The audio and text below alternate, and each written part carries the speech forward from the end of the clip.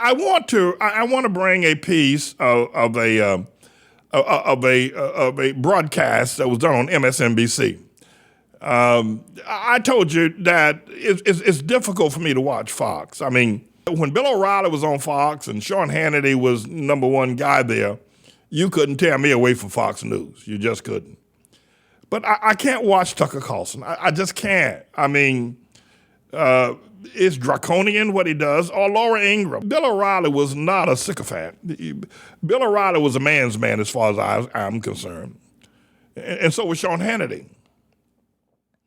But these people who are perpetuating, the big lie, and, they are no longer journalists, but they are spreading lies and misinformation. I just can't do it. Anyway, MSNBC, and then Rachel Maddow has probably a social standing that I definitely don't approve.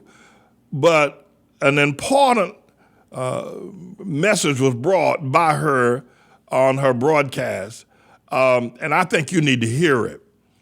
And so you will suffer me to be able to let you hear this broadcast from MSNBC. This is astounding information. As Barton Gellman notes in his terrifying new cover story for The Atlantic magazine, while the Biden Justice Department has sometimes shown itself willing to go to court to protect voting rights from attacks by Republicans, they haven't been going to court to protect elections themselves, to protect democracy itself. And he uses as an example the state of Georgia, where, quote, the Justice Department has filed suit to overturn some provisions of the new Georgia law, but not to challenge the hostile takeover of election authorities. Instead, the DOJ's federal lawsuit takes issue with a long list of traditional voter suppression tactics. These provisions make it harder by design for Democrats to vote in Georgia. The provisions that Attorney General Garland did not challenge, though, are the ones that make it easier for Republicans to fix the outcome. Those provisions represent danger of a whole different magnitude. Meanwhile, Gellman writes, the Justice Department and the FBI are, quote, chasing down the foot soldiers of January 6th, but there's no public sign that they're building cases against the men and women who sent those foot soldiers. Absent consequences, they will certainly try again. An unpunished plot is practice for the next one. Joining us now is Barton Gellman, staff writer at The Atlantic, who's the author of today's cover story, January 6th Was Practice. Mr. Gellman, it is a pleasure to have you here. Well, let me ask you, in terms of the pieces, the elements of it that I chose to read and to present here on the air, let me ask you if I've got the important bits or if there's other pieces of this that you feel like you want a front page and you want to make sure people understand here. You've honed in directly on the most important points, as usual, and you've been following this stuff as closely as anyone. The other big chunks of the story go into detail about what's happening in the States, but they also focus in on some individuals. I spent a lot of time with this firefighter in New York who's a Trump supporter and believes the election was stolen. And I wanted to understand why he believes that and whether his beliefs were capable. Just pause just for a second there.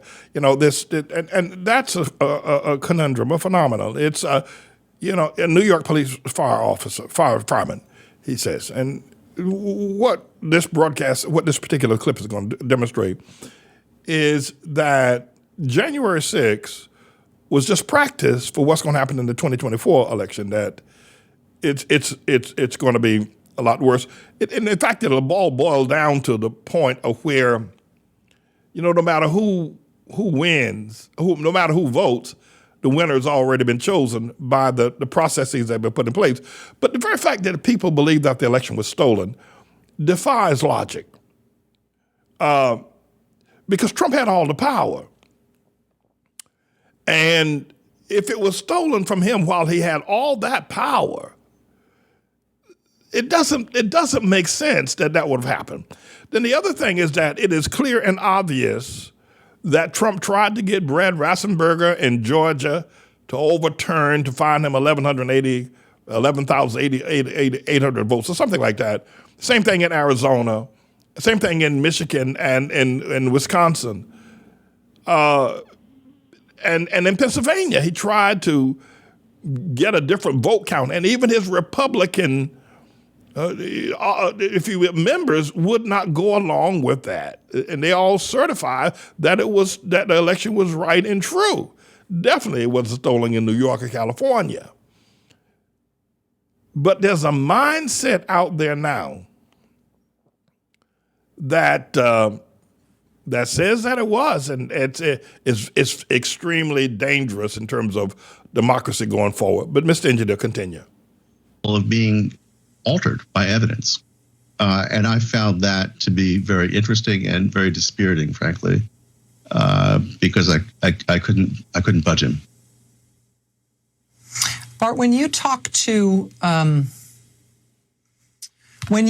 Republican officials before the 2020 election, and they were willing to tell you in that very scary piece that they were in conversations with the Trump campaign, that there was a plan afoot to have state legislatures replace the vote with what they wanted to be the result of the election for their state.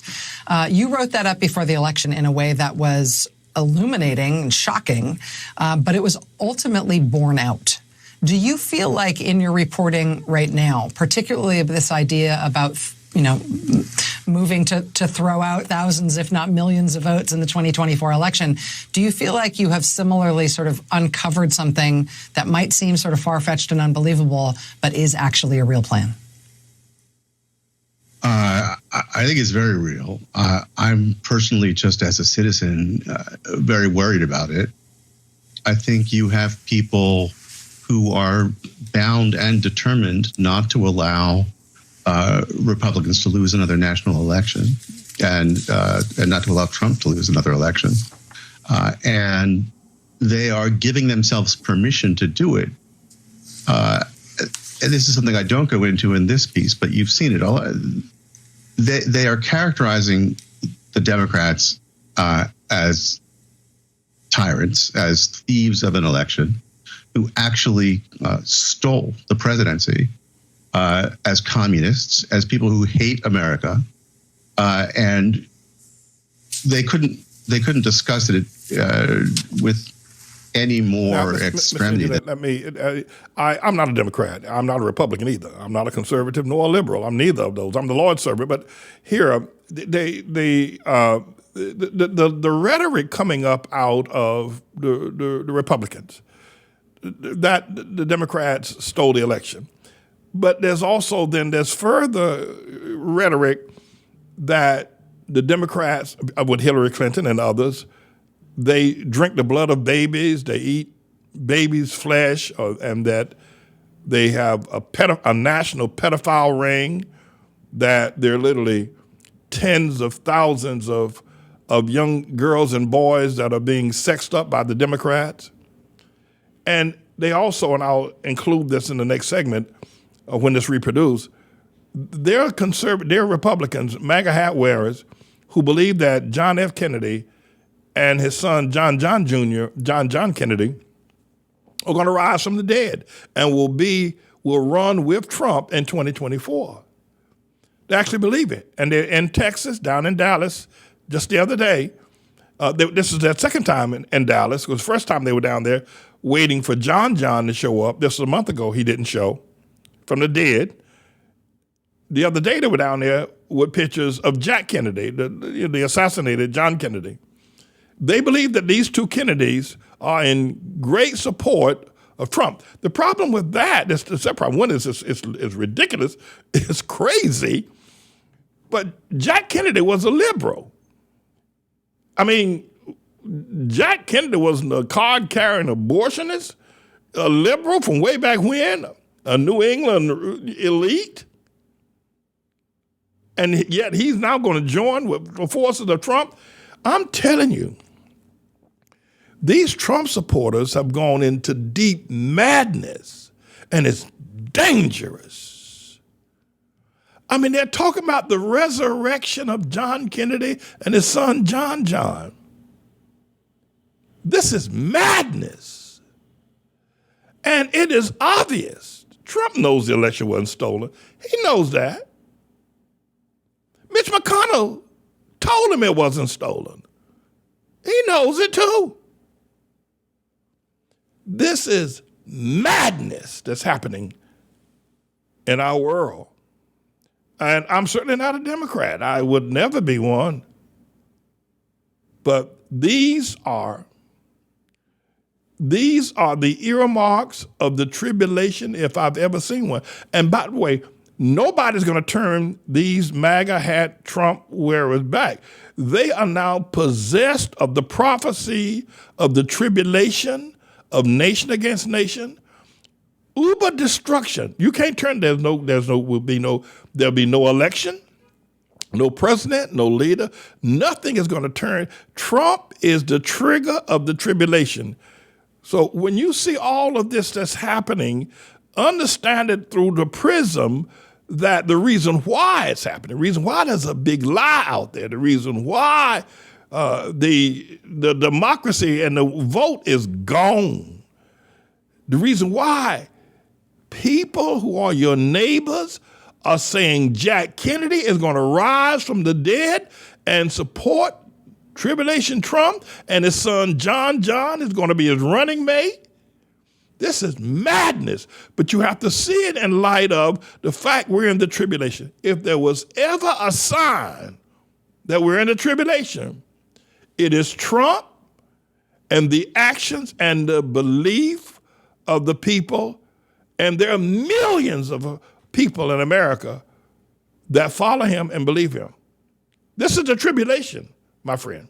I'm going to let you listen to a little bit more of this writer from Atlantic magazine.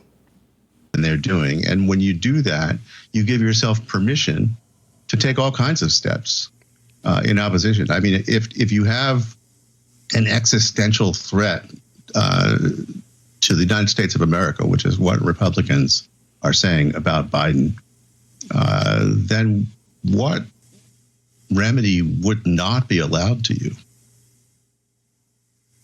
Is that why you believe, Bart, that the feeling among Trump supporters, especially the hard edge of Trump supporters, is hardening? Both the militancy around the election issue, which has gotten steadily worse over the course of the year, but also the openness to violence as a potential solution here, that's gotten worse over the course of this year too. Is it simply a result of the type of rhetoric that you're describing, or is there some other dynamic at work?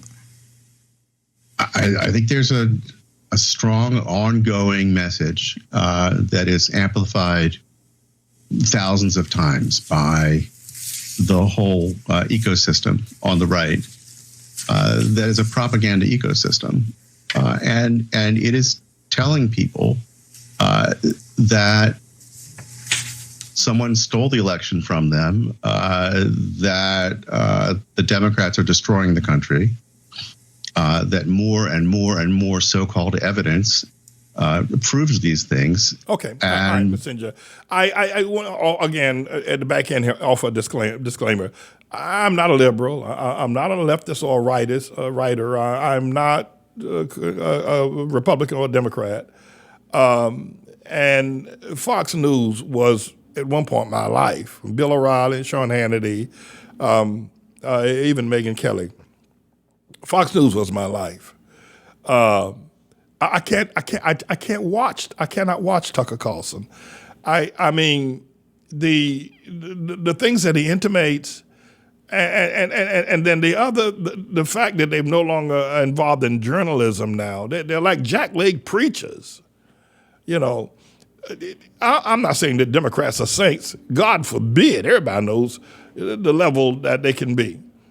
But it is just, I can't bring myself. I will not allow myself to be insulted by the propaganda of a Tucker Carlson. I'm just too intellectually and spiritually secure. When I left Trump, when I jumped off the Trump train, I got off. My integrity will not let me walk in that man's doo-doo. I just have too much integrity to do that. Now, all politicians are, none of them have clean hands. But there is no way I could look myself in the mirror and say I'm a Trump supporter. Even if the Democrats were eating babies, and they don't. This is madness. But understand this. See everything you see happening now at that level through the prism of the prophecy of the tribulation. Me, I'm James David Manning, everybody. I'm the Lord's servant. That's who I am.